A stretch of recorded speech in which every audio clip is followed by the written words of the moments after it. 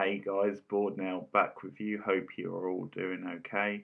This is going to be my latest review of the Chilling Adventures of Sabrina. So, Chilling Adventures of Sabrina, Part 4, Episode 2. It's Chapter 30. It is called The Uninvited. And sorry if I've been a bit slow getting to the second episode, but I'm fresh off watching it and gonna dig into it. So the uninvited of the title, I guess not surprisingly, is like the monster of the week, if you like, of this episode. It's the name of the entity or the demon, which is essentially the second of the Eldritch Terrors, which was set up in the first episode of the season. And so I'll start off by talking about them. The whole gimmick of them, or it's just one entity as it is that he shows up at people's door, and essentially, because of the way he looks and that, people sort of assume he's a homeless person, and I think he plays that card at one point to try and get like Roz and Harvey to let him in. They're like together having an intimate moment, and he shows up at their door. But anyway, the whole deal is that if you invite him in, then you're basically sort of safe. I mean, he still does some kind of spooky like stuff because he passes on this vision to like Roz. But then I think she just has that reaction because she has that gift.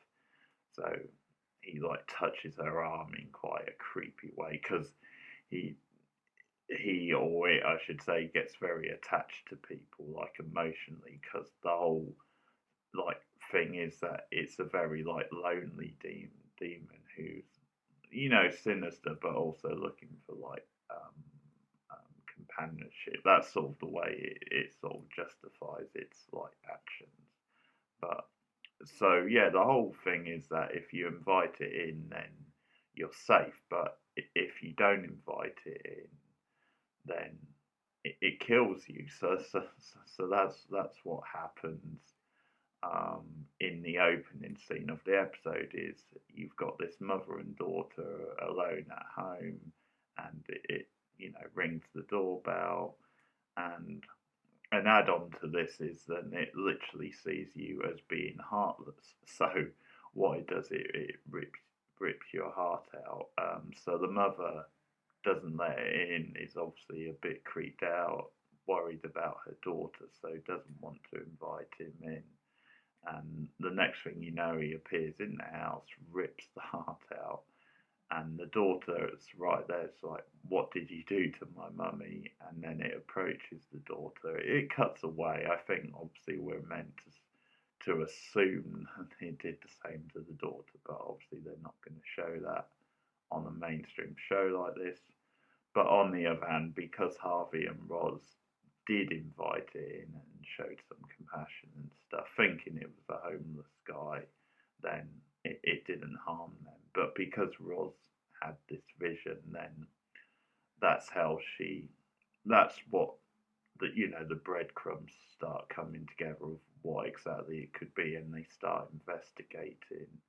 And the next thing you know, it appears in like these, I think they're like photographs that Ambrose has in like the morgue because it's got, obviously he's got his latest, intake, and Roz freaks out because she sees the photos. That's exactly what I saw in my vision, and at the same time, Harvey apparently the next morning had been doing some sleepwalking, and he's drawn these images, and it's the same images, so and so. So they slowly work out what's going on and what the rules are, and at the same time, Lord Blackwood, obviously, he does this sort of deal with the character, the uninvited, when he shows up at the church, and he's trying to figure out what's going on, what's the impending doom, how can I use this guy, and he sort of does this trade off, which is that if he blesses him essentially, then Blackwood will tell him where you can go, where you can, which door you can knock on next time, essentially, which will guarantee you can create havoc and get that release. Essentially, it's about getting like this release. So, of course, being the sadistic sod that he is, he shows him the way to the wedding, because that's obviously the subplot in this episode. It's kind of about a triple wedding in a way, which I'll get to in a moment. But basically, it's the episode where Aunt Hilda is getting married, and that's the big subplot of the wedding. So, as I said, Blackwood being the evil swine that he is, basically, directs the uninvited towards the wedding and the reception, and yeah, that becomes like the big thing in the back half of the episode. Some pretty cool gross out moments, I have to say. They're pretty weird and random, but I did enjoy the stuff with Blackwood. I'm not quite sure what he was trying to do. I think it was just his way of trying to read the uninvited and get his hands like stuck in, and very gooey stuff, but very enjoyable anyway. So that's the setup to the episode. Again, I think I quite like the fact that there are rules and that sort of plays with it, to the creature, and the gang have to figure that out. And I do actually also like the kind of the metaphor and the way it sort of links how there's a couple of different ways. I mean, as we found out in the first episode, Sabrina's very lonely and isolated and just feeling lost because she's not in a relationship. All her friends seem to be in relationships, and she's just like lacking a destiny at the moment. Um, so I guess that sort of gives her like this link to the uninvited, because obviously it is a lost soul sort of thing, literally. And the other thing is, I think, um, just yeah, the whole thing about the wedding and stuff, and yeah, stuff like that. I lost my train of thought, to be honest, but anyway, you can see the sort of thematic links, and I did, I guess relationships, and then this thing and needing to belong. But I like the fact that there's rules. But yeah, I wasn't that into this episode overall, I have to be honest. Certainly didn't enjoy it as much as the first one of the season. I think there's two reasons. One is because I didn't really like the uninvited as a demon that much. I didn't think he had the presence or the menace of the demons from the first one. The miners. Um, it was fine. I mean, the look was fine and stuff, and there was some good stuff with it. Like the plot itself was fine and quite interesting, but yeah, I just thought there wasn't as much menace or threat. I think in the first one you could really feel the stakes and think, "Oh my god, this is serious stuff." Whereas in this one, I never quite felt there was that much danger. Um, I think also there's a lot of jumping about. There's a lot of stuff with the subplots with Sabrina, her friends, and stuff. Obviously, you've got the wedding, so mm, by the end, it does come back into focus quite nicely. And actually, as I said, there is quite a nice way that they link the two plots. But for a while in the episode, it is jumping about a bit much. And I think also there's certain moments that it feels like, because you've got quite a big cast and you sort of have to give everyone something to do, it just feels a bit forced, and that you have to, yeah. I mean, Theo's plot, for example, in this episode, I sort of felt that with, because there's this whole thing with an Lincoln bus, basically, and it ends up like infecting Theo, and it leads to him getting very sort of raunchy and highly sexualized, and Robin, who's now part of the band, the Fright Club, because of course, why wouldn't he be? Like they're rehearsing for the wedding, and he like practically, or Theo practically jumps in. It's pretty funny, but then later on, obviously as the wedding goes on and they're doing this performance, Theo is it comes out that he's been possessed by the incubus, and then it starts jumping people. It goes into Harvey, and eventually Nick has to sort of save them. Stuff like that. It just felt sort of tacked on. It was like, okay, let's give Theo something to do in the episode. It didn't really feel like the episode really needed it, or it was that interesting. Probably the other thing is the forced drama with Sabrina. I should say actually while I'm on that bit, because Fright Club, they do their latest song is a cover of Radio Gaga at the wedding, and it works for the scene. It's a fun little moment because everyone else at the wedding is like clapping along to the beat, and it works from that point of view. It's a nice little scene, but boy, do they butcher it. It's terrible. Harvey really can't sing. I'm telling you, folks. You can hate me in the comments, but no, Harvey sucks as a singer. I'm sorry. Nice guy maybe, but terrible singer. Yeah, they really butchered it. But yeah, I guess I'll talk about Sabrina to bring this all back around, because, as I said, it's sort of a triple wedding in this, and obviously we're continuing like the dual stuff with the two Sabrinas, and I definitely think that's been the highlight of the season so far, which is funny because by the end of this episode, it looks like that stuff might be coming to an end. Um, Although I'm a bit on the fence about that. You do wonder if they're really gonna. I don't know. It's just so fun and exciting. You really wonder if they're gonna can it all together. There's 6 episodes left, so they could definitely return to it in an episode. But I'm 50-50. I sort of tend to think there's a temptation that they'll keep doing it, even though they've kind of said their goodbyes by the end of this episode. But yeah, it could go either way. I could see them doing it maybe for like 1 episode or something, but then that'll be about it.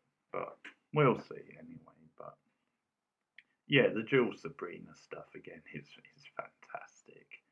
I think some of it is just well, okay, of course they would do that. It's kind of cliched on the nose, but you just don't care because it is so much fun, and you think, well, sometimes just go with the obvious stuff and play with it and have fun. And it's really great because we see Sabrina on her 2 dates basically with obviously Melvin, but first of all Carl.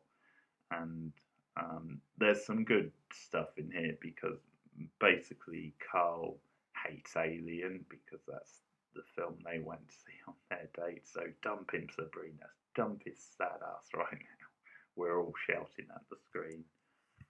I'm sure we were. But it's a bit weird because later on, when he walks her back to her house, he actually then pretends that he liked it. He says, "Oh, I enjoyed the film," and I think it was just his way of like being romantic, and he obviously sneaks a kiss on the cheek and stuff. But yeah, it kind of shows you that the 2 dates don't really go according to plan, which is sort of fine for Sabrina in a way because she's just having fun. But obviously, being someone who's a sensitive person and has a conscience basically, then she definitely does feel awkward at the end of the 2 dates.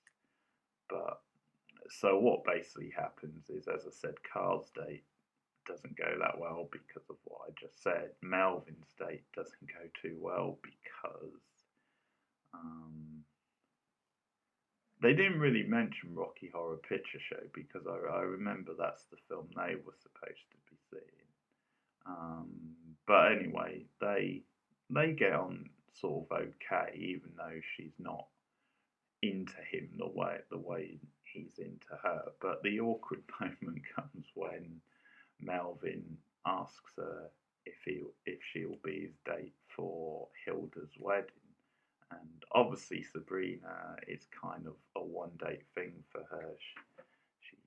She's not into Melvin in that way, so she feels very awkward and kind of just says, "I'll let you know," sort of thing. Um, but as I said, we do have some fun with the two Sabrinas by the end of the episode or during the episode because they then start, like discussing the dates and stuff and sort of talking about like the past and previous boyfriends. Like, oh, obviously Nick comes up, and you can sense sort of a love triangle sort of happening at various points where she is gonna start thinking about Nick again and stuff. Um, but yeah, the big reveal at this point in the episode is then how Sabrina, I keep forgetting her surname, but how Sabrina is going to get married to Caliban, who of course are Sabrina Spellman hates. So, well, that's a big shock. And again, there's a lot of fun with Sabrina Spellman trying to talk herself, basically, if you want to put it that way, out of marrying this guy. And so again, there's some fun dialogue, like you barely know him, she says, and the other Sabrina says, well, no, you barely know him. We've been hanging out a long time, and for some reason that sort of dialogue just tickles me with the context. But another sort of obvious thing which you could imagine she would do, but basically Sabrina pretends to be Hell Sabrina and stirs up shit between them. She pretends to be angry with Caravan and tries to like split them up, and she gets various people to try and help her. It's one of the few times that her and Mary actually agree on something because they both think it's a bad idea, the wedding, and they try to hatch a plan to split them up. But ultimately, it doesn't work, and then the big thing at the end when you get to like it's during like Helda's wedding or the ceremony is then so Nick Ambrose tells them to invite the uninvited in to the wedding because that's kind of well, he's not going to kill anyone then, but also they can he's there so they can deal with him. But he shows up looking basically like a real human being. So Nick, who's on the door with Sabrina, doesn't recognise him, so he makes the mistake of inviting him in. And he actually, when he shows himself later, he actually kills Dorian Gray. He takes his heart out. So that's one of those, yeah, Dorian's expendable basically. And Nick then has to he fesses up, hey, I'm the guy, take me sort of thing. But Sabrina steps in front of them, and her big plan, which is really sort of clever actually, is hey, I'm going to invite you to an even better party, a party in hell, and she invites the uninvited to the wedding in hell with the other Sabrina, and basically it's all a trick, it's to get him to trust her and obviously to save her friends, but they go off to the other wedding in hell, and they hatch this plan to sort of trap it, where So, and this is, as I said, a triple wedding in this episode because Sabrina agrees to proposes to the uninvited, which, well, I did not see coming. So I don't know. Does this mean technically they're married now, even though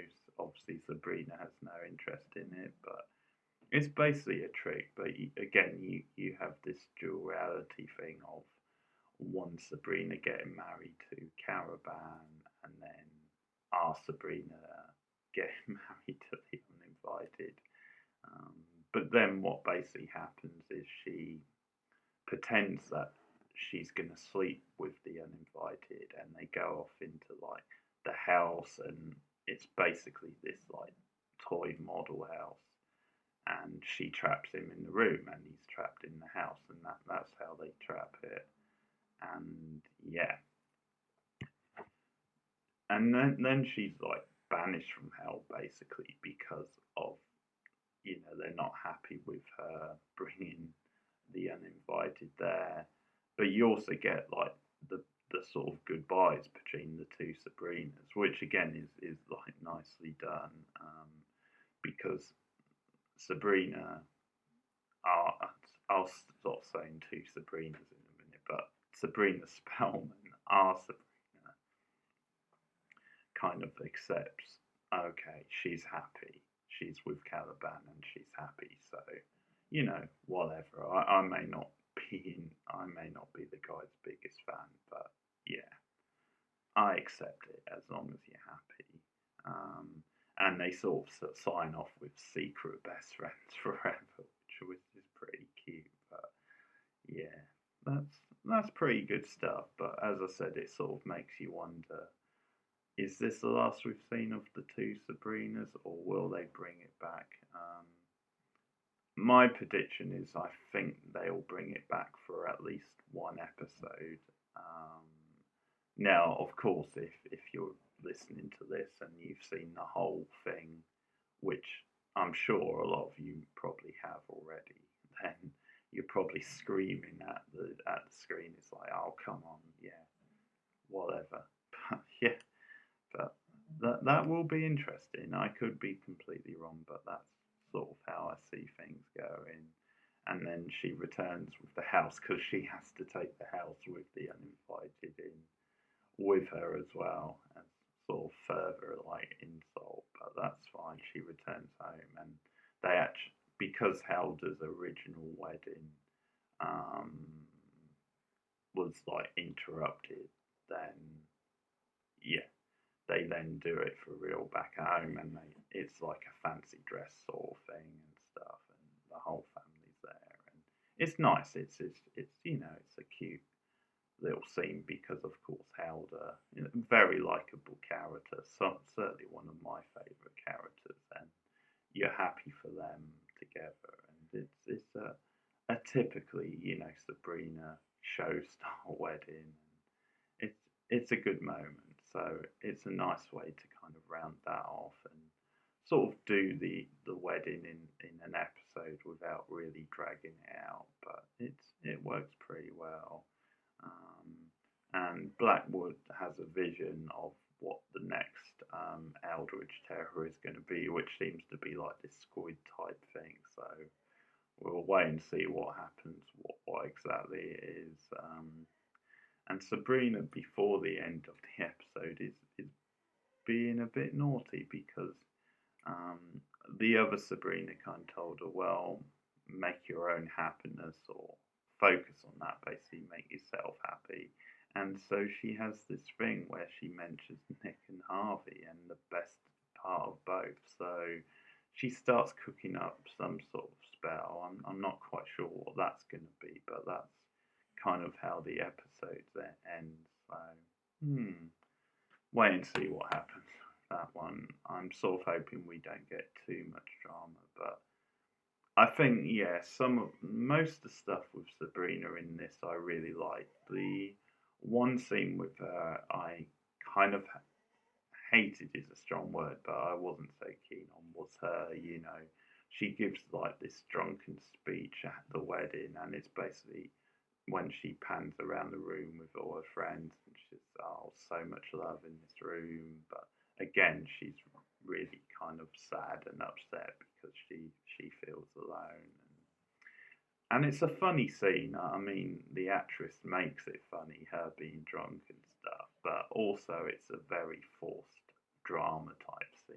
It's like, and I just don't buy it from Sabrina. I just don't buy that she would be that upset or cut off, and it's just over the top. So that's that moment I wasn't so keen on.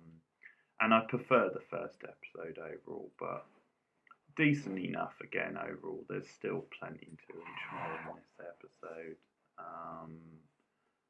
Yeah, Jewel Sabrina's again really good stuff. So that's episode 2 of part 4, and I'll be back soon in the coming day with the next episode. Let me know what you thought of this episode if you've seen it in the comments below. Like and subscribe if you are new to the channel, and I'll see you guys again soon. Thanks for listening. Goodbye.